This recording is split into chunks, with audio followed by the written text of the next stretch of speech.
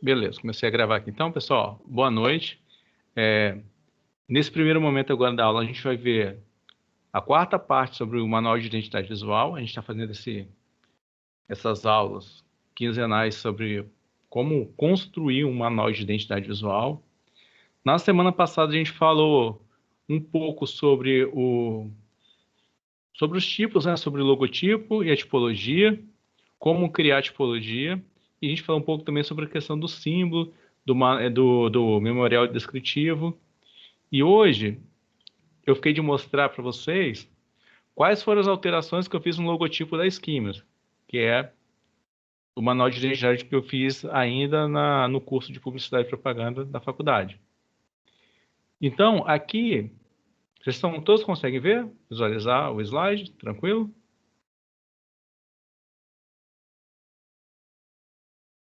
Sim, né? Beleza. Sim. Sim. Se alguém não conseguir, vocês me interrompam aqui, como aconteceu na semana passada, que deu um bug aí, a galera não estava conseguindo ver. Mas então, ó, nessa parte aqui de logotipo, é importante você colocar no seu manual de identidade visual quais foram as alterações que você fez e de qual fonte você pegou como base. Como eu falei na aula passada, eu peguei, ó, como dito anteriormente, o logotipo da Skimmers foi construído a partir da fonte Decotec. Aqui serão apresentadas as alterações efetuadas na fonte para a construção do logotipo. É importante você criar esta malha para você saber exatamente quais foram as modificações que vocês fizeram.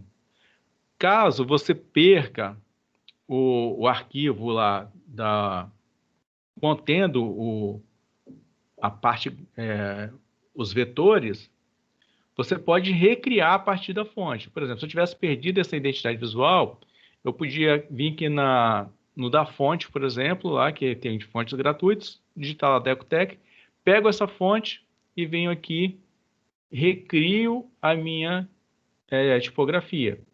A parte do símbolo é tranquilo, que eu posso redesenhar, como a gente fez lá, que é um desenho vetorial. Eu posso pegar uma imagem aqui e redesenhar por cima, é tranquilo. Fonte já é mais complicado, então é bom você pegar a própria fonte original e modificar a partir dela. E não você desenhar. Você até pode fazer desenhado, mas dá muito mais trabalho. Então, as alterações que eu fiz foi o seguinte: essa fonte lá da Ecotec, ela é muito condensada, tá vendo? As letras, elas são muito próximas umas das outras.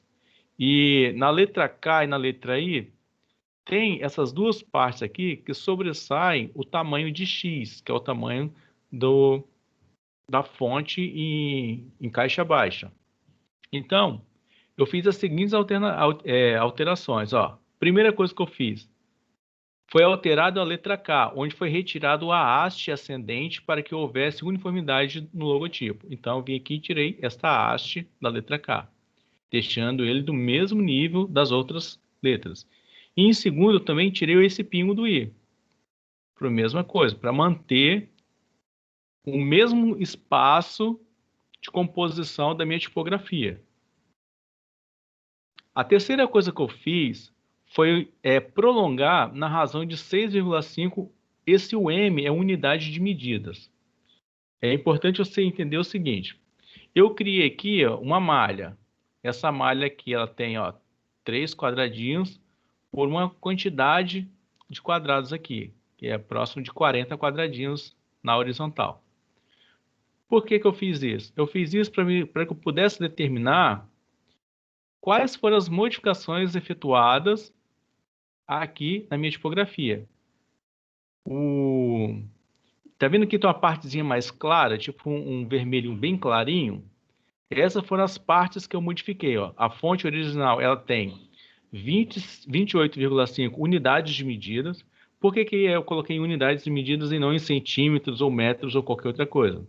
Porque a gente não sabe qual é a escala que a gente vai reproduzir essa identidade visual. Digamos que eu vou fazer uma empena. A empena é a plotagem que você faz em prédio. Então, o tamanho que vai ser essa identidade visual vai ser muito maior do que se eu colocasse em centímetros aqui, por exemplo. Então, você cria isso aqui, unidades de medida, significa, elas podem ser tanto centímetros, metros, quilômetros, depende do tamanho que você vai fazer a sua identidade visual.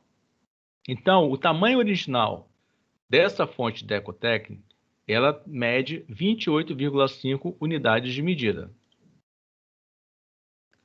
Depende, vai saber o que você vai fazer. Digamos que você quer fazer uma estrada, por exemplo, um estacionamento da sua empresa. Você tem uma mega empresa que tem estacionamento tem 4 quilômetros. Você quer fazer durante todo no estacionamento a sua identidade visual nele. Então, você pode fazer em quilômetros também. Mas, aqui, voltando. Então, eu fiz esse prolongamento aqui, que é um prolongamento de 6,5 unidades de medida.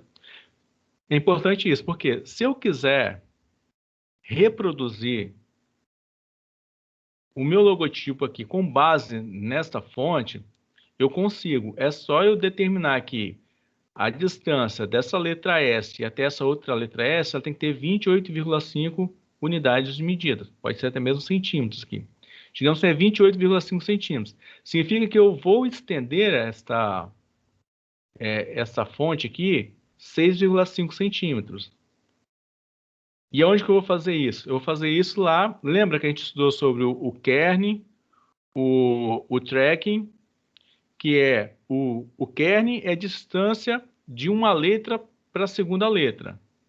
E o tracking e o lead já é a distância de todas as letras. Ele vai fazer um espaçamento igual em todas as letras. Então eu vou utilizar lá aquela ferramenta, tanto no Illustrator quanto no Photoshop tem ela, que eu vou fazer esse distanciamento de uma fonte para outra. Ó, aqui não é você clicar na fonte, pegar lá do lado aqui e arrastar para cá. Porque o que acontece quando você faz isso? Quando você arrasta para o lado, você deforma a sua tipografia. O que eu mexi foi no espaçamento entre as letras. A letra ela vai manter a mesma proporção. Beleza? Ó. Então, ó, quarto passo. Além do prolongamento da fonte, ela também sofreu uma inclinação de 4 graus no sentido horário. Ó. Tem aqui um ângulo aqui. Ó.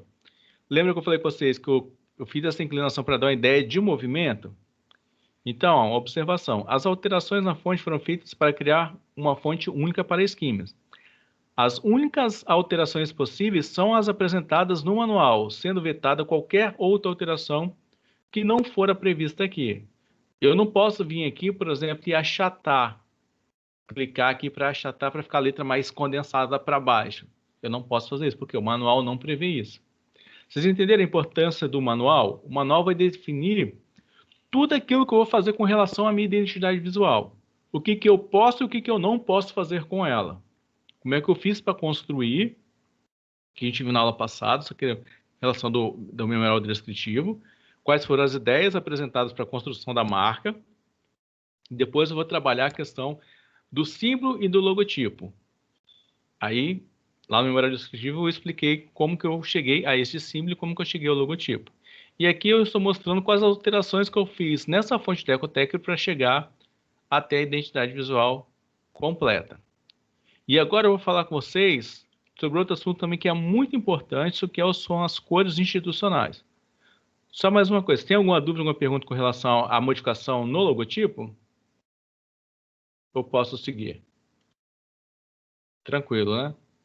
Qualquer dúvida, qualquer pergunta, vocês podem abrir o microfone e perguntar. Beleza?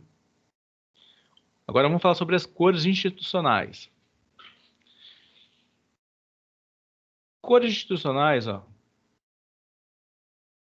Beleza. Ó. A cor também representa um importante elemento para a formação da identidade institucional. Existem cores que lembram algumas marcas, da mesma maneira em que existem marcas que são lembradas principalmente por suas cores. As assinaturas visuais não podem ser aplicadas com tons mais ou menos parecidos com as das versões oficiais. E isso pode causar estranhamento ao consumidor da informação e confusão em relação às milhões de marcas existentes no mundo. Você tem que entender uma coisa, você não pode criar uma identidade visual, por exemplo, minha identidade visual ali é amarelo, preto e azul. Eu não posso, de repente, numa propaganda que eu vou fazer, eu coloco lá as cores, eu mudo de amarelo, eu mudo para laranja, e do azul eu mudo para verde. Qual é o sentido? Por que eu fiz essa modificação? Isso pode gerar uma confusão na cabeça do consumidor. Então, você não pode fazer isso. Você precisa manter o padrão da sua cor. E é para isso que serve você colocar no seu manual de identidade visual as suas cores institucionais, que são todas as cores que vão ser utilizadas pela sua marca. Então, ó, o padrão RGB deve ser adotado para uso de assinatura visual em suportes digitais ou processo de relação com síntese subtrativa, quer dizer, quando você vai trabalhar com a cor com luz. Exemplo, vídeos, internet e revelação fotográfica. Se você for trabalhar com essas plataformas, você vai trabalhar com RGB. Lembra, o próprio programa lá do Illustrator, se você for imprimir uma foto, se você for revelar uma fotografia e tiver em CMYK, ele vai te dar um avisozinho de erro. Você precisa mudar para RGB, porque senão vai gerar conflito nas cores. O padrão CMYK deve ser adotado todas as vezes em que a assinatura visual for reproduzida em suportes impressos, síntese aditiva com cor de pigmento, impressão em gráficas de panfletos, cartazes, anúncios para jornal ou revistas, embalagem, etc. Se você for trabalhar com tinta, você vai utilizar CMYK. A gente estudou isso bastante quando a gente falou do Illustrator e também a gente falou sobre psicologia das cores. Mas é só para que isso tem que estar bem fixado na nossa cabeça. E no manual de identidade visual, vai entrar uma outra escala, que é chamada de escala Pantone, que é um processo de encomenda da tinta de forma que seja orçada pela gráfica. Em algumas ocasiões, o orçamento por este processo se torna menos oneroso e reflete maior qualidade de impressão. Por que ele é menos oneroso? Menos oneroso no sentido assim, você vai ter menos prejuízo. Porque se eu pegar simplesmente no olho, eu vou falar assim, ah não, a minha cor é amarelo. Então eu vou clicar aqui no amarelo e eu acho que esse amarelo é parecido com o que está na minha identidade visual. Quando eu for imprimir, pode aparecer um amarelo totalmente diferente. Por quê? Porque o número do Pantone dele pode ser diferente. Aqui eu tenho aquele padrão de cor do Illustrator e o Photoshop também é exatamente a mesma coisa. Que a gente já estudou bastante quando a gente estudou sobre o Illustrator. Que eu tenho aqui o meu ruel aqui, que são as minhas cores, que é o meu disco cromático, que tem esse H que representa o ruel. Aqui eu tenho qual é o grau que essa cor está no círculo cromático. Eu tenho aqui a saturação e o brilho. A saturação é a quantidade de cor. E o brilho, por exemplo, ó, aqui está mais claro, então eu tenho pouca saturação. E aqui a cor mais nítida, eu tenho muita saturação. Então ele vai de 0 a 100%. Então significa que esse vermelho aqui neste ponto está com 87% de saturação. Então eu tenho este vermelho. O meu bridge, esse B aqui, que é a minha luminosidade, ele vai aqui do preto, que tem menos luminosidade, para um vermelho mais vivo aqui, que tem mais luminosidade. Também é medido em porcentagem. O preto aqui, na escala mais baixa, vai de 0% a 100%. Significa que esse vermelho ele tem 93% de brilho. E eu tenho também aqui o meu RGB, que é o meu red, que é o vermelho. Eu tenho 237. O meu green, que é o meu verde, eu tenho 32. O meu blue, que é o azul, eu tenho também 32. Então, eu tenho também aqui as minhas cores em RGB. E tenho aqui ao lado as minhas cores em CMYK. O C de ciano, que eu tenho 0% de ciano. O M de magenta, que tem 93%. O Y de yellow, que é o amarelo, que tem 87%. E o K de black, que é o preto, 0%. E aqui eu vou ter o meu Pantone, que é esse asterisco aqui e um conjunto de letras e números. Esse conjunto de letras e números vai me dar a cor exata que é esse vermelho.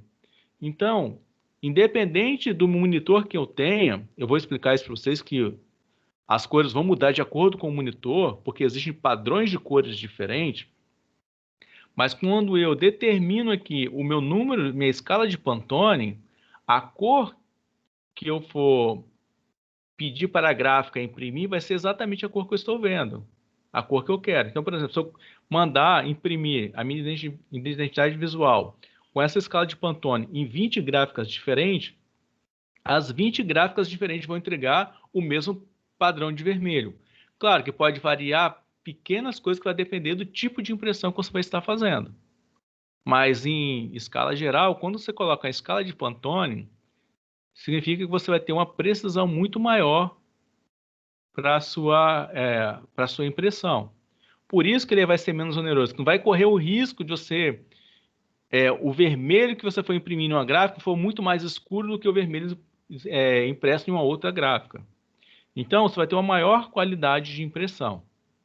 Beleza? Tranquilo essa parte? Então, é muito importante quando você está criando lá suas cores institucionais, você manter sempre também uma escala Pantone. Agora a gente fala um pouco sobre perfil de cores. Isso aqui é uma parte um pouco mais complexa. Eu vou tentar explicar de uma forma bem simples para que a gente possa compreender como que isso vai alterar na nossa impressão, no nosso trabalho. Geralmente você vê isso aqui somente em cursos de artes finalistas. Somente essa galera que estuda mais a fundo dessa parte. Mas eu quero que vocês pelo menos tenham uma noção do que se trata. Então, um perfil de cores ou perfil ICC registra as características, nuances e limitações das cores produzidas por um equipamento específico. Ele representa a essência do gerenciamento de cores atual, tornando um sistema muito aberto, flexível e compatível com praticamente todos os tipos de processos de produção gráfica, fotográfica e tratamento de imagens atuais.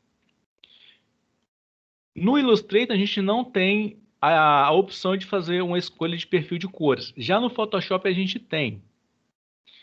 Lembra, se vocês falam, vocês já chegaram a estudar um pouco o Photoshop. Pelo menos vocês abriram o programa alguma vez, correto? Quando você vai criar um novo documento, assim como lá no Illustrator, vai aparecer essa caixa de diálogo. Exatamente como aparece no Illustrator, onde você vai ter os seus arquivos recentes, os arquivos salvos, os presets para fotografia, os presets para impressão, os presets para arte e ilustração, presets para web, presets para mobile, presets para filmes e vídeos. Dentro desses presets, você vai ter lá os seus exemplos, né, de tipos de superfície ao qual você vai criar a sua arte. E aqui você tem lá o lugar para você colocar o nome, né, do seu projeto, a largura do seu projeto em pixels, a altura. Aqui você pode mudar a sua escala, que ele tem lá o pi, que é o int, o pixel, centímetros, milímetros. Você tem a resolução da imagem, que é 72 pixels por int, que é pixel por polegada. Você tem o modo de cor, que é o RGB Color, com 8 bits. Você pode ter de 8, 16, 32 bits. O background, que é o fundo, ele é branco. Você pode mudar ele para canal alfa, que é o transparente, ou você pode colocar um fundo cinza, fundo preto. Você pode fazer as alterações. E aqui no Photoshop, em opções avançadas, você tem aqui ó, o perfil de cores. Perceba que aqui aparece aqui, ó, sRGB ISC 61966-2.1. Aí você fala, tá, o que é isso? O que é esse negócio de perfil de cor? Só para vocês entenderem, quando você clica nesse perfil de cor, você tem aqui, ó, várias opções, aqui são várias mesmo. Por que tem esses perfis de cores diferentes?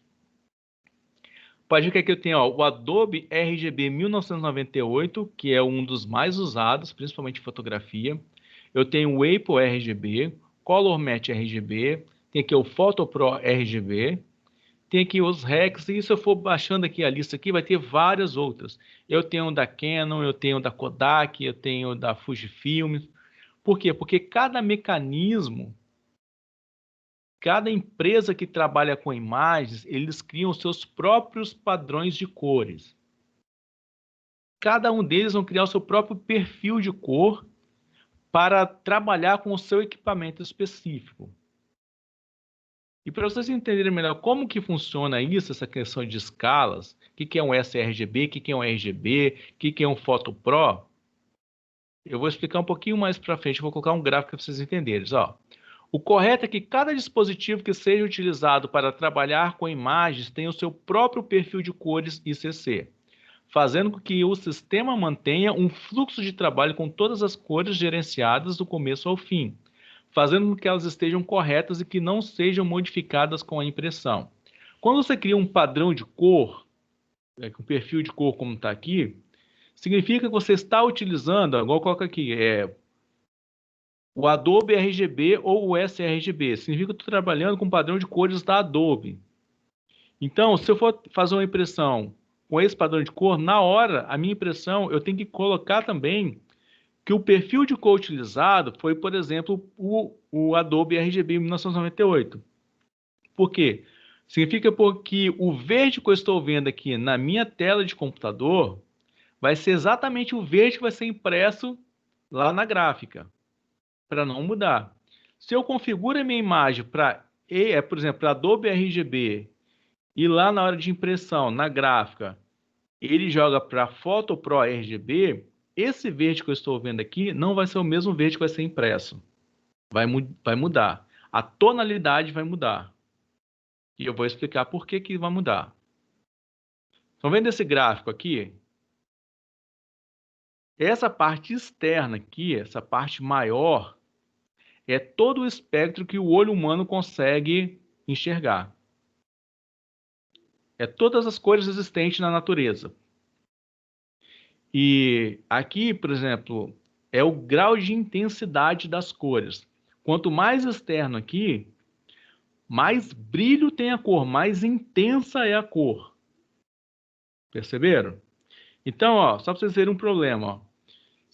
E aqui eu tenho o espectro que eu pego para tintas.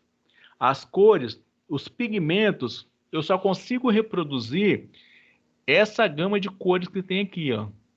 Eu só consigo produzir em pigmentos, em tinta, este verde aqui. Eu não consigo reproduzir esse verde tão brilhante que está aqui. Perceberam a diferença? Então, por exemplo, se eu crio uma imagem, faço uma imagem lá no Photoshop, com padrão de cor Adobe RGB, e escolho esse verde aqui nessa intensidade, e vou imprimir em tinta, eu não vou conseguir reproduzir o verde com essa intensidade. Vou reproduzir o verde com essa intensidade aqui. Com esse número, com essa quantidade de brilho. Por isso que fotografia é diferente de impressão com tinta. Vocês já perceberam que quando você faz uma revelação com luz, as cores são mais vibrantes? Elas são mais intensas? É por causa disso, por causa dos padrões de cores. O CMYK eu só consigo ir até essa distância no espectro. Para o lado do laranja e do vermelho, eu consigo ir até mais longe, mas para o lado do verde e do azul, eu consigo ir muito pouco. Eu consigo reproduzir muito pouco do que tem na natureza em termos de comprimento de ondas para o verde e para o azul. E já consigo mais para o lado do vermelho. E o padrão que a gente usa aqui ó, é o sRGB. A maioria das pessoas utilizam esse padrão por quê? Do sRGB. Porque a maioria dos nossos monitores vem com essa configuração, esse perfil de cores aqui, de sRGB. Um perfil de Adobe RGB ou um perfil de Pro, é esse aqui, ó. Esse aqui, ó, Pro Photo RGB. Esse Pro Photo RGB aqui, ó, aqui não tem, mas o triângulo dele ele pega aqui, ó, ele vem daqui, toca as extremidades e passa do verde aqui, ó. Então ele é muito melhor do que o Adobe RGB.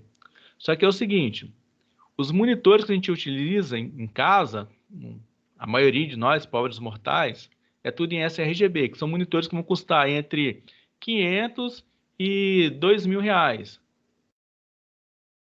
Monitores com padrão Adobe RGB já está na casa dos 15 a 40 mil reais. E do Photo Pro chega até quase 100 mil reais um monitor. Então, não é todo mundo que vai ter dinheiro para comprar um monitor de quase 100 mil reais, entendeu? Isso aqui a gente não está falando nem de resolução, a gente está falando de perfil de cores. Então, eu vi até o lançamento, acho que da LG, que eles lançaram dois com padrão Adobe RGB, um tava 42 mil e outro 38 mil, e o do Adobe RGB. Então é muito caro, entendeu? Então, Aí, por exemplo, aí se você coloca lá o seu padrão de cor aqui no seu Photoshop de Adobe RGB, beleza, você colocou. Mas você vai conseguir visualizar aquela cor no seu monitor? Você não vai. Para você imprimir também, a maioria das impressoras em gráficas comuns são um padrão sRGB. Para você imprimir em Adobe RGB, você revelar, já é muito mais caro também. Então não adianta nada você gastar muito dinheiro se você não tiver também como reproduzir. Então essa é a diferença do CMYK, quais são os limites que ele consegue atingir de reprodução do que existe na natureza em termos de cores. O sRGB ele já é bem mais próximo do CMYK, então, por exemplo, quando você quer converter uma imagem de RGB para CMYK, geralmente não vai dar problema porque os espectros aqui estão muito próximos. Os pigmentos conseguem reproduzir bastante os padrões de cores para o sRGB, mas já para o Adobe RGB e para o PhotoPro já está muito longe. Então vai dar muita diferença. Se você colocar um verde bem vibrante assim, na hora de você imprimir em tinta, você não vai chegar nesse verde vibrante. Você vai chegar nesse verde aqui, ó, bem longe, bem distante mesmo. Então, ficou claro? Essa parte de perfil de cor é um pouco mais complexa, ela é muito técnica. Mas eu quis passar só uma forma mais simples de vocês entenderem, porque quando vocês vão trabalhar com imagem, vocês vão lidar com essas questões de perfil de cores. Por que que em alguns casos você vê as pessoas usando Adobe RGB, ou por exemplo, tem gente que usa o Apple RGB, quem trabalha com o sistema operacional da Apple, com os programas nativos da Apple, então vai usar geralmente o padrão de cor, o Apple RGB. Entendeu? Aí se você já tem mais equipamentos profissionais de fotografia, alguns poucos vão trabalhar com Photo Pro RGB, porque ele vai ter o material de qualidade para trabalhar com isso. Você vai precisar de câmeras profissionais também que trabalham com Photo Pro RGB, que não é qualquer câmera que trabalha. Por exemplo, eu comprei uma Canon, aquela, como é que é, né? Esqueci a marca, Rebels OS. O padrão dela é sRGB.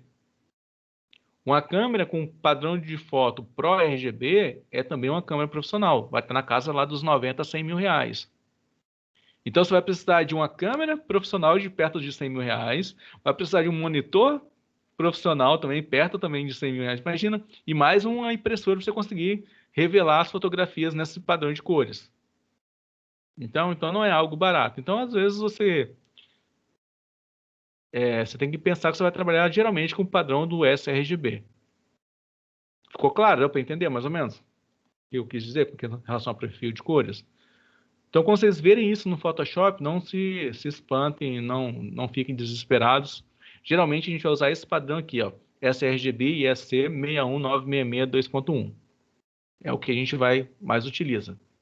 Por quê? Porque está dentro desse espectro aqui que os pigmentos e a maioria dos impressores e monitores vão conseguir reproduzir. Passando para frente, ó. Agora a gente vai continuar falando sobre a questão da importância das cores, ó. Observe o desenho. Em princípio, o exemplo abaixo não passa de uma mancha sem margem para interpretação objetiva. A forma, quando associada à cor, produz um novo significado e um caminho de leitura. Será que o significado objetivo deste desenho seria o mesmo em diferentes contextos relacionados às cores? Eu vou pegar essa imagem aqui, vou aplicar cores diferentes para a gente ver se vai mudar o sentido de acordo com a cor que eu aplico. Vamos lá. Se eu aplico essa mesma mancha com a cor vermelha, e eu estou falando sobre um anúncio de violência contra a mulher, qual vai ser o significado dessa mancha? Geralmente a gente vai atribuir o quê? Ao sangue, correto? Você vê, você está falando um anúncio de violência, então você vai relacionar a sangue. Porque você está falando de violência contra a mulher e está usando a cor vermelha. Então, automaticamente, a gente vai associar essa mancha ao sangue. Então, é uma mancha de sangue.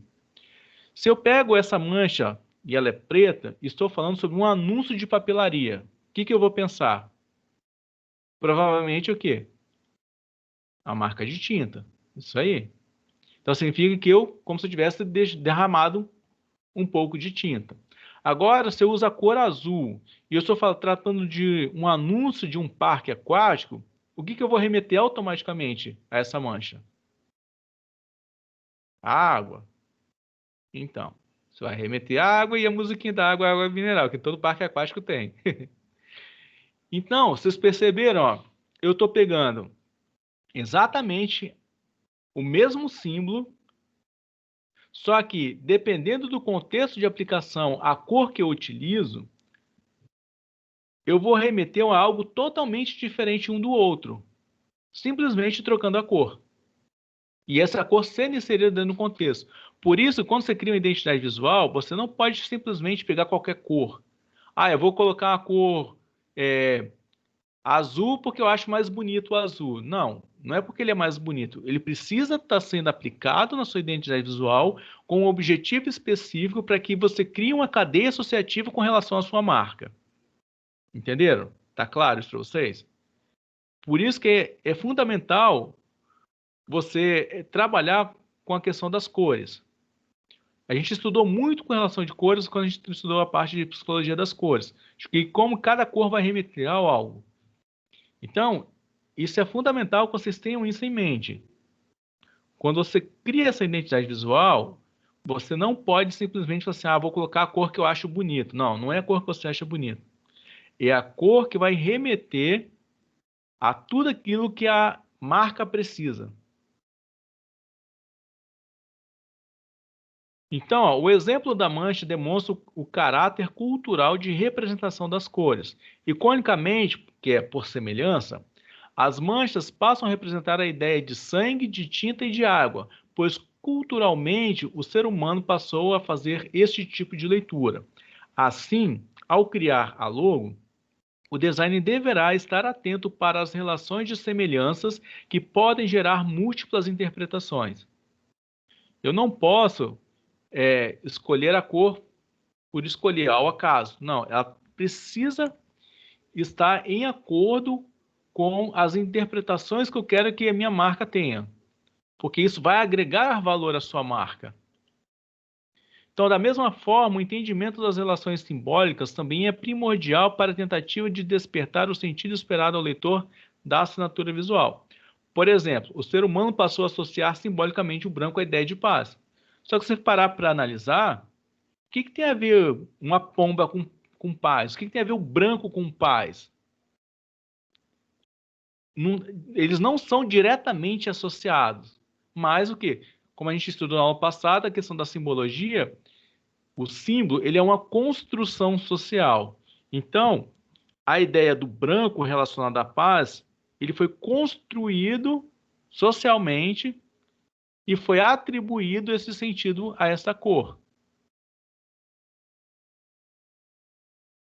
As cores também possuem propriedades depressivas ou excitantes. E isso teria relacionado ao comprimento de onda que forma a luz e as características da retina humana. Se tiver qualquer dúvida, qualquer pergunta, pode falar. Eu estou acompanhando vocês no chat aqui, eu estou lendo vocês escreverem. Qualquer coisa, só se falarem. Eu vou pegar essa citação de Kit Pérez para a gente desmembrar um pouco com relação de como é que as cores elas podem influenciar na nossa percepção. Ó, empresas podem fazer da cor o principal elemento de sua identidade utilizando uma cor exclusiva ou uma variedade de cores como parte de sua identidade visual. Então você pode criar sua identidade visual tanto com uma única cor como com uma variedade de cores, desde que essas cores remetam àquilo que você quer transmitir para o seu público. Se uma cor for usada de maneira consistente em vários elementos da identidade, ela se tornará parte da rúbrica da empresa. Por exemplo, ó, o amarelo da Kodak. Você vê a Kodak, você automaticamente associa a cor amarela. Não sei se vocês vão lembrar que a Kodak já é uma marca mais antiga. Agora ela está ressurgindo das cinzas. É uma empresa que está voltando para o mercado. Era lá do mercado de fotografias. Então, o Kodak, a empresa era muito grande porque ela vendia máquinas fotográficas e filmes para revelar as fotos. Então, você já viu o amarelo, se associava diretamente a Kodak. E você, quando você falava a palavra Kodak, a cor amarela já vinha automaticamente à sua mente. Da mesma forma, é o vermelho da Coca-Cola. Quando você pensa em Coca-Cola, a primeira coisa que você vai lembrar é o quê? Da cor vermelha com a escrita branca. Não é isso? Não tem como você não lembrar da cor vermelha da Coca-Cola. Então, ela tem identidades bem profundas com a marca.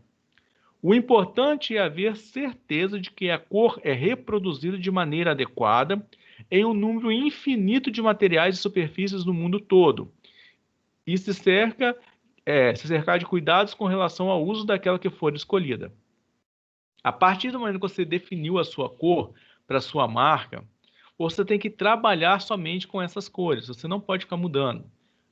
Quer ver um exemplo de problema de comunicação com relação à troca de cores? Foi a Oi. Alguém consegue dizer exatamente qual é a cor da identidade visual da Oi? Qual é a cor original? Algum de vocês se lembra qual é a cor original? Então, ó, o Olavo amarelo, verde, você, Goran, você não se lembra. Por quê? Eu Porque lembro dela laranja, Você lembra dela laranja, né? Mas quando era inicialmente a cor criança. era amarela. A primeira cor aplicada, ela era amarela. Nos orelhões que tinha ainda na cidade, que alguns ainda têm, eles pintavam ele de um verdezinho claro e faziam a logo amarela e branca. Não sei se vocês vão se lembrar disso. Mas na televisão, a cada propaganda que dava, ele tava com uma cor diferente. Ah, eu lembro. Você se lembra agora dos orelhões? Orelhão verde com... Isso, com a logomarca, o logotipo amarelo e branco. É isso. Então, só que na televisão, eles utilizavam tantas cores diferentes que as pessoas não conseguem se lembrar. E é por isso que hoje em dia, você vê, a Oi ela está devendo, acho que é quase 2 trilhões, 2 bilhões, quer dizer. Ela está, quer dizer, uma empresa que ela já pediu, ela já abriu falência, entendeu? Está pedindo recuperação judicial. Por quê? Erros de comunicação. Por que que a Vivo cresceu tanto, a TIM, mesmo sendo uma porcaria que é, e ela continua crescendo, e a Oi quebrou? Entendeu? Olha lá, ó. Olha o tanto de cores que a Goran está mostrando na tela. Entendeu? Por exemplo, você tem algum padrão? Aí, você não tem padrão. A Luísa, desculpa, que está mostrando. Que apareceu o nome Goran aqui. Então, você vê a quantidade de cores diferentes que você tem para aplicação. Então, isso causa ruído. Isso não é bom para a sua identidade visual. Então, você precisa manter essa estrutura. Você precisa manter uma cor definida. E o manual vai te dizer exatamente que cor é essa que você escolheu. Você precisa deixar muito claro no seu manual qual é a cor da identidade visual da sua marca. Ela não pode ficar mudando, igual aconteceu com a Oi. Então, a autora, a Clotilde Pérez, se refere ao manual de identidade visual quando diz que a empresa deve se cercar de cuidados para a aplicação correta das cores em diferentes meios e superfícies. Não importa o lugar que você vai aplicar sua identidade visual. Ela precisa aparecer com as cores institucionais da sua marca. Eu não posso ter em um lugar um amarelo claro, no outro um amarelo mais dourado, outro um amarelo escuro, o outro já laranja. Não pode acontecer isso com a identidade visual. Então isso vai me gerar problemas. Então, ó, para o manual da Scheme foram exemplificadas as cores, as normas para aplicação dos padrões RGB, CMYK e Pantone. Porém, empresas de grande porte podem prever as aplicações com tintas para tecido, metal, cimento, linhas coloridas para bordado, adesivo, etc. A gente vai ficar só com os 3 padrões: CMYK, RGB e Pantone. Olha aqui, lembra que eu falei com vocês que esse meu manual de identidade visual foi quando eu estava ainda na faculdade.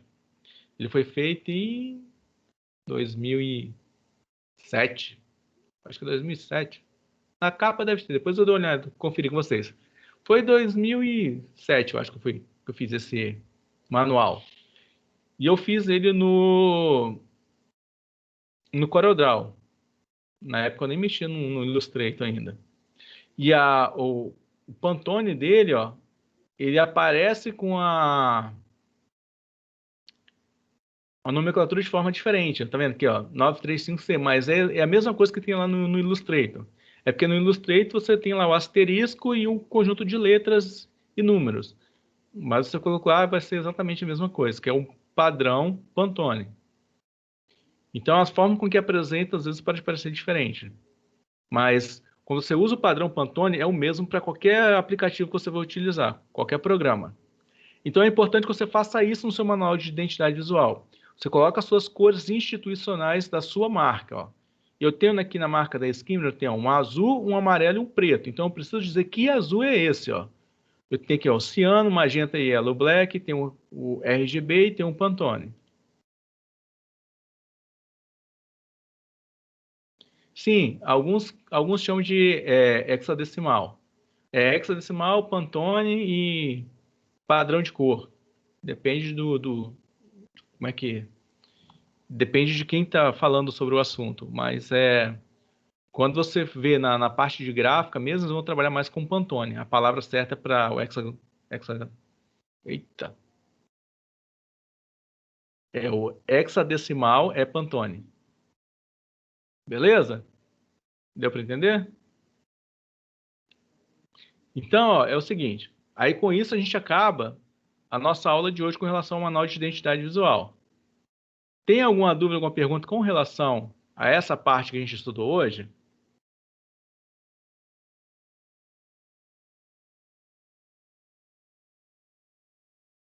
Tranquilo, né? Então, hoje a gente vai trabalhar só com essa parte de cor e aquela partezinha no iníciozinho lá de como é que eu fiz a modificação na identidade no meu logotipo. É importante que vocês façam isso. Quando vocês estão construindo um manual de identidade visual, você deixar muito claro quais foram as cores que você aplicou. Por exemplo, ó, digamos que eu não tenha mais essa minha identidade visual. Eu consegui fazer o desenho vetorial aqui do meu símbolo, fiz as modificações lá na minha, na minha fonte e cheguei aqui ao meu logotipo. E agora eu preciso definir as cores.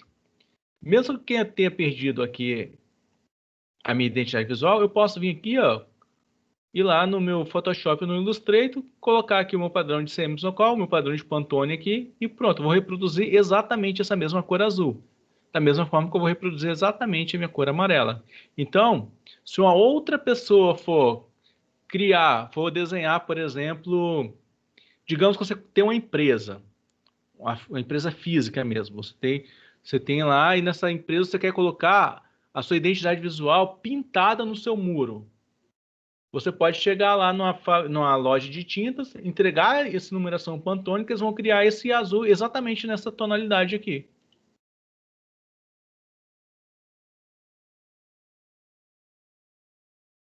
Onde que aparece o Pantone? Vou te mostrar aqui. Ó. Pantone é esse número aqui, ó. Tá vendo aqui, ó? Asterisco ED2020. Esse aqui, ó. Tudo que aparece aqui ó, é o número Pantone. Tudo que vai aparecer ó, nesse quadrinho aqui, ó, essa sequência de letras e números é o hexadecimal ou Pantone. Cada cor dessa que você vai, cada lugar que você vai colocar esse círculozinho aqui, vai mudando todos esses valores aqui.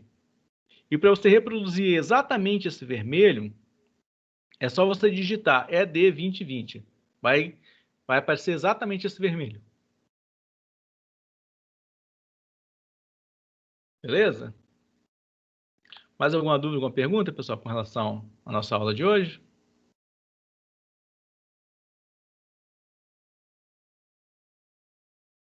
Então, agora a gente vai passar, já que vocês não têm dúvida com relação ao conteúdo, a gente vai passar para discutir um pouco sobre a live, sobre como criar um portfólio. Vocês têm alguma dúvida com relação à live? Vocês querem fazer alguma pergunta? Pode abrir o microfone agora e falar, pessoal. Fica à vontade. Então, professor, eu tenho alguns projetos, né? Só que eu tenho uma dificuldade que a maioria dos projetos eu uso recursos tipo Pexels, Pixabay, Vectease, FreePic. Eu vi até você fazendo essa pergunta para ele. Eu li essa pergunta. Eu vi Pode também. falar. E eu fico com medo, cara. Pô, eu vou botar lá o meu projeto, só que eu plagiei, né, cara? Assim, eu estava fazendo para um colega que pediu. Então, se você pegar esse vetor lá do FreePix ou do HeroTurk ou de qualquer outro site do mundo, se você pegar ele e simplesmente colocar o nome lá do seu cliente e entregar, isso é plágio. Aí você vai ter problema. Aquilo ali tem que servir como referência para você. Uma coisa que eu faço quando eu estou pesquisando... Pode falar, Luísa. Não, é porque eu e a Go, e a Gorang, a gente tava fazendo um site lá no estágio. Aí a gente usou imagens do FreePic, eu acho. Não, do Pexels, que fala, né? Não sei. A gente usou algumas fotos. Aí, a gente descobriu no site que eles mesmos estavam dizendo que não precisava colocar os créditos. E também a gente usou no manual de identidade visual que a gente fez uns ícones que a gente baixou do Flaticon, acho o nome do site. E também não precisou colocar crédito. Então, claro que o resto todo do manual foi feito por nós, mas sim. Os ícones. os Então, o que ícones você pode fazer é o seguinte. baixou. O que eu faço quando eu preciso utilizar um ícone? Eu vejo primeiro se ele é free, se ele é livre.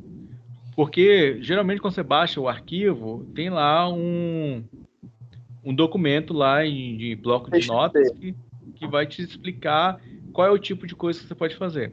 Geralmente, a maioria dos arquivos que eu baixo do FreePix ou do HeroTurk ou qualquer outro, fala o seguinte, que eu não posso vender aquele produto. Eu não posso comercializar, eu não posso vender a licença dele. Eu posso utilizar de forma livre, eu posso utilizar em sites, mas geralmente, em alguns casos, eles pedem para você só falar que o design foi feito pelo FreePix ou pelo qualquer um outro que tiver.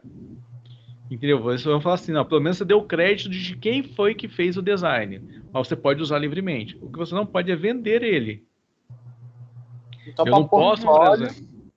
pode falar. Então, para portfólio é suave, né? Não, porque aí você está falando que foi você que criou, e não foi você que criou. Ah! Entendeu? Para o portfólio Mas se for não pode. dentro de um projeto, Dentro um projeto de um projeto maior, você isso, fez várias coisas e só o ícone você baixou. Não, aí tudo bem. Aí você vai falar assim, ó, esse aqui é o nosso projeto. Por exemplo, você pode falar assim, ó, esse ícone aqui não foi eu que fiz, mas eu peguei da internet. É aquilo que o Fernando tá falando, você tem que ser honesto quando você está criando o seu portfólio. Não é aquilo igual ele falou, né? Porque eu vou pegar... eu fui lá e exportei o arquivo, então mandei por e-mail que eu fiz parte do projeto e vou colocar ele no meu portfólio. Não, também não é assim. Você tem que falar, você tem que demonstrar o que você criou. O que eu faço é o seguinte, às vezes até mesmo um ícone. Eu vi um ícone que eu achei interessante, eu pego esse ícone e modifico ele para tornar ele meu, entendeu? Eu pego ele como referência. Quando eu vou criar uma identidade visual, vou criar um símbolo para uma identidade visual, a mesma coisa. Eu faço uma pesquisa de tudo que os designers do mundo estão fazendo com relação a este tema. Eu vou pegando várias ideias. E a partir dessas ideias eu monto o meu símbolo. De acordo com também o meu briefing, claro. Eu não posso também escapar do meu briefing. Entendi. Entendeu? Mas então, Pode se a falar. gente tiver um cliente e fizer, sei lá, um manual de identidade visual, e aí a gente fez todo o manual, mas os ícones a gente baixou. Não, por Isso exemplo, você vai pegar o certo e não ícone tá de errado, porque a gente vai Facebook. estar ganhando dinheiro com aquilo. Então, se ele... Não, você não... O que você não pode é comercializar a licença daquele ícone. Entendeu?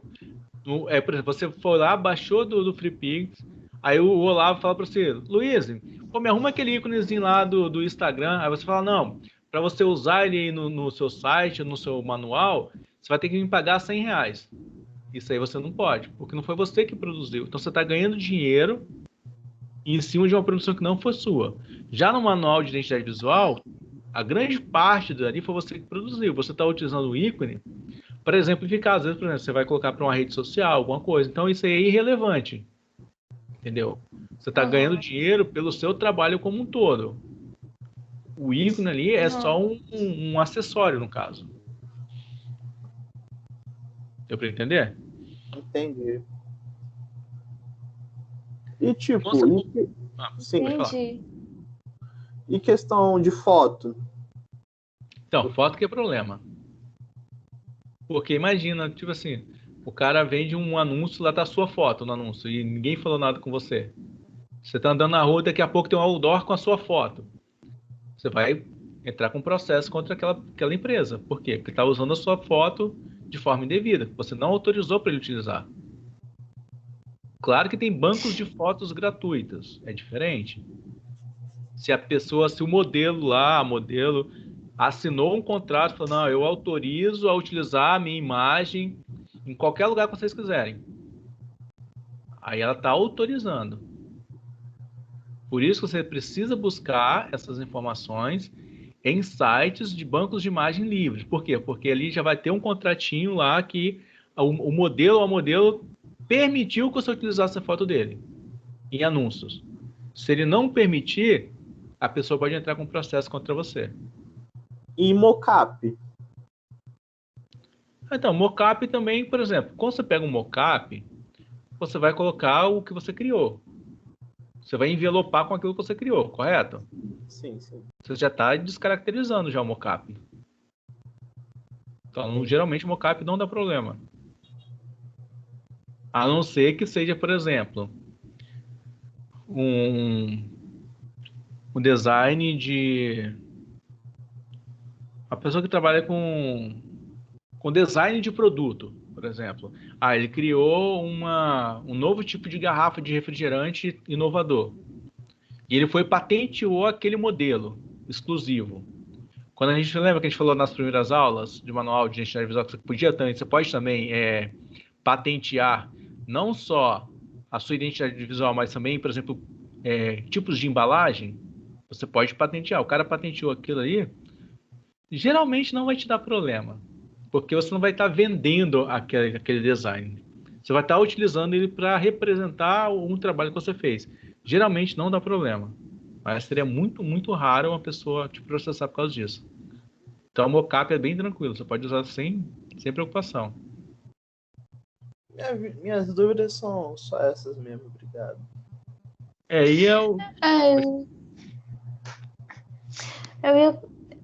Eu ia perguntar uma coisa, mas mais para confirmar mesmo, no dia da live, né? Eu acabei, não sei se eu perguntei ou se eles não viram, mas eu ia confirmar assim, quais são as redes sociais mais importantes para o portfólio. É Behance, LinkedIn, Instagram. Então, mas depende do seu qual dessas objetivo. seria mais importante? Então, depende do seu objetivo. Por exemplo, para o meio, se você quer ser contratada por uma agência, aí já você vai ter as redes sociais mais profissionais, com o LinkedIn, entendeu? Behance, ou então essas mais comuns, como Instagram, Twitter, essas coisas, Facebook, as pessoas até olham, mas eles não olham para ver o seu trabalho, eles olham para ver o seu comportamento. Uhum. Tem até aquela ideia de criar sua marca pessoal, né? Sim. Então, e a sua marca pessoal não é só a sua identidade visual. É como você se comporta perante a sociedade. Entendeu? Então, por exemplo, se eu vou contratar vocês, vocês 4 estão aqui assistindo aula. Eu quero contratar um de vocês para trabalhar comigo. Primeira coisa que eu vou fazer... A gente está na aula, então já é mais um ponto, né? Oi? A gente está aqui na aula, então já é mais um ponto pra gente. Então, que isso significa que todos os demais alunos já estão descartados. Eu vou me focar nos vocês 4. Vamos lá. Vou focar nos 4. Aí, primeira coisa que eu vou fazer. Eu posso até falar com vocês. Mostra o trabalho de vocês para ter uma noção de que vocês podem criar. Aí vocês vão mostrar, eu vou olhar, beleza. Vou analisar tecnicamente quem tem mais habilidade com os programas, quem tem mais criatividade. Depois, o que eu vou fazer? Eu vou dar uma olhada na rede social de vocês, para ver como é que vocês são como pessoas, entendeu? Porque não adianta ter uma pessoa brilhante, mas que ela não conversa com ninguém. Que ela não consegue trocar ideia com ninguém. Que é aquela pessoa mal-humorada, de mal com a vida, que só sabe xingar, só sabe ver o lado ruim da vida. Que isso vai trazer o quê? Uma energia muito negativa para dentro do meu grupo de trabalho, coisa que eu não quero. Então eu vou querer uma pessoa uma pessoa leve, tranquila, entendeu? Que eu possa chegar no meio do trabalho e falar assim, vamos conversar sobre tal projeto. Eu vou conseguir conversar com a pessoa. Então, muito cuidado com aquilo que vocês postam nas redes sociais de vocês. Porque você pode ter certeza que as pessoas estão olhando. Eu não olho porque eu meio que desapeguei de rede social. Eu não tenho muita paciência mais não. Já usei tanto na minha vida que eu não tenho mais paciência hoje em dia. Utilizo só para trabalho mesmo. E também, assim, às vezes, quando eu vou postar alguma coisa, são coisas assim, mais light. Eu não entro em discussões políticas, discussões religiosas, essas coisas, porque as pessoas hoje em dia confundem muitas coisas. Eles confundem o seu ponto de vista e a sua opinião como se fosse uma verdade absoluta que só ela está certa, entendeu? Verdade. Então, hoje em dia a gente tem que ter muito cuidado com o que a gente posta, com o que a gente está expondo, entendeu? Porque as pessoas estão analisando isso. Tem gente que faz isso também, Olavo. Eles apagam mesmo os dados. E você pode fazer isso. Você olha assim e fala, pô, mandei mal pra caramba nessa postagem aqui. Deu uma dupla interpretação. Então, eu não fui compreendido. Isso aconteceu comigo mesmo. Eu compartilhei uma coisa, aí um professor, que ele é pós-doutor da UFRGS, ele foi meu professor, ele me chamou a atenção, a gente discutiu, ele falou, não, eu entendi o que você está falando, é isso mesmo, só que, por exemplo, a ideia que deu é o contrário do que você colocou. Aí eu fui lá e apaguei. Entendeu? Porque ele chegou isso é complicado. Porque você, tipo assim, você está querendo expor uma ideia. Só que, dependendo do contexto que você coloca aquela ideia, pode ser interpretada de forma equivocada. E, convenhamos, aqui no Brasil, a coisa mais fácil que tem é acontecer isso, né? Porque a maioria das pessoas não sabe interpretar texto. Então, você tira às vezes do contexto. Então, tira do contexto. Se você pegar uma frase isolada fora do contexto, você pode transformar a vida da pessoa, tipo assim, tanto para vilão quanto para herói. Entendeu? Então, é tudo a forma como você coloca as coisas. Então, muito cuidado com o tipo de discussões que vocês têm em redes sociais, porque as pessoas estão de olho. Então, tem que ter muito cuidado com relação ao texto e contexto. Por isso que, tipo assim, tem um ditado que eu uso isso muito na minha vida, que é o seguinte: quando duas pessoas estão brigando, tem sempre três vertentes. O lado de um, o lado do outro e a verdade. Entendeu? Porque é sempre assim. Geralmente a pessoa que está discutindo, ela quer colocar só o ponto de vista dela. Ela nunca vai olhar como um todo. E a verdade é você conseguir olhar de todos os pontos de vista possíveis. Só aí você, assim, na totalidade da observação, você consegue chegar à verdade daquele fenômeno. Então é isso. Na hora que você vai montar o portfólio, você precisa também escolher aquilo que é interessante para você mostrar. Você não precisa, por exemplo, colocar 30 imagens que você criou. Às vezes, você colocar 3, tá bom. Escolher as suas melhores imagens, aquelas que repercutiram melhor, entendeu? Você pode criar um portfólio com 7 imagens. Já tá ótimo. Não precisa mais do que isso. Claro, se você quiser produzir muita coisa, você quer mostrar, cria um canal para você mostrar todos os seus trabalhos e tudo mais. Agora, quando se trata de portfólio, você vai escolher o melhor que você produziu. Aí até porque o entrevistador, na hora do emprego, alguma coisa, ele não vai querer ficar olhando lá, eu produzi 550 imagens. Então, Luiz, não precisa fazer 500 versões na mesma coisa não, tá? Já parei com isso. Agora eu tô rápida, tô prática. Então, mas quando você for escolher para o portfólio, você escolhe sempre a melhor imagem, já deixa lá e separa aquela imagem. Por exemplo, você fez vários trabalhos parecidos, igual vocês estão fazendo aí no Qualificar, desculpa, como é que é o nome do programa que vocês estão? Distrito Criativo e QJob. Isso, Distrito Criativo e QJob. Vocês estão fazendo muito aquela parte das lives, então vocês estão criando vários templates muito parecidos, então você não precisa ficar colocando 3, 4 templates daqueles, escolhe o melhor, entendeu? O melhor que você achar, você fala, não, esse aqui foi o melhor que teve. Um só tá bom, não precisa escolher mais nenhum outro. Aí depois você vai pegar um outro tipo de trabalho diferente. Você fez um manual de identidade visual. Pega aquele ali, pega o manual, o melhor manual que você fez, para mostrar. Verdade, Gorano. A Luísa, aquele dia que a gente estava conversando, ela ia mostrando e fazendo uns 500 diferentes na nossa frente. Ai, gente, mas é bom, porque você vai praticando tanto que chega uma hora que você consegue encurtando, né, o tempo que você gasta para fazer as coisas e fica mais eficiente, mais rápido. Sim, você vai tendo domínio maior também da ferramenta, né? Sim, para mim foi muito bom fazer aqueles monte de artes. Agora eu faço bem menos e bem menos tempo. Então, você tem que trabalhar isso. Por exemplo, cada pessoa tem um método de trabalho. Eu, por exemplo, não costumo fazer isso, não. Eu faço um único trabalho e finalizo e pronto. Nem dois, eu não faço nem 2 versões diferentes de algo. Eu faço uma versão só e mostro para o cliente. Sim. Aí, a partir do momento que eu mostro para ele, eu vou defender porque que eu achei aquilo. Então, na cabeça dele, ele tem que entender que aquela ali é a melhor opção que ele tem para o negócio dele. Então, você precisa... É aquilo que eu falei com você na semana retrasada, que a gente estava conversando aqui. Não mostra isso aí, não mostrar 2 versões. Se você mostra 2 versões, o cara vai ficar indeciso e ele não vai te pagar. Mas estou falando mais para quem está começando, assim como eu, para praticar, não para mostrar para os outros, mas para a gente mesmo ir vendo a diferença e garantir que a gente está fazendo a arte da melhor forma possível. Isso. Para você pode. Mas claro que cada um vai ter um jeito de fazer. Eu gosto de experimentar e de ver o resultado da minha frente, porque aí me ajuda. Sim, tá me ouvindo? Tá me ouvindo? Sim, pode falar.